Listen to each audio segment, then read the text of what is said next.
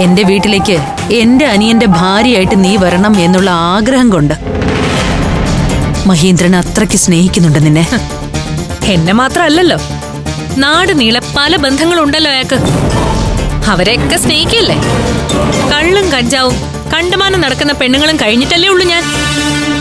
ജീവിതകാലം മുഴുവൻ കെട്ടുതാലി അണിയാതെ ഇരിക്കേണ്ടി വന്നാലും ഒരാഭാസന് കെട്ടാൻ നീട്ടിത്തരില്ല എന്റെ കഴുത്ത് ഞാൻ. ഇത് അവസാന വാക്കണോ? എനിക്ക് ആദ്യം അവസാനമായിട്ട് ഒരു വാക്കേ ഉള്ളൂ. എന്നാ നീ എന്നെ ശരിക്കും അറിയാൻ പോകുന്നതേ ഉള്ളൂ. എന്റെ മഹേന്ദ്രൻ നിന്നെ ആശിച്ചിട്ടുണ്ടെങ്കിൽ നിന്നെ അവൻ തന്നെ കല്യാണം കഴിച്ചിരിക്കും. അതിനുവേണ്ടി തുനിഞ്ഞിറങ്ങും ഞാൻ.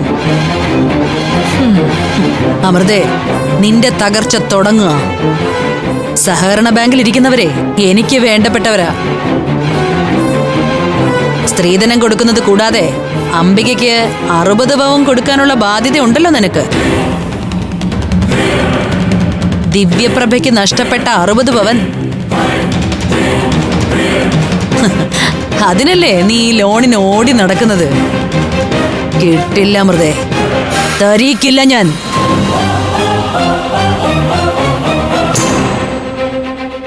തന്നില്ലെങ്കിൽ വേണ്ട. എനിക്കങ്ങനെ കൊടുക്കാനുള്ള ബാധ്യതയൊന്നുമില്ല.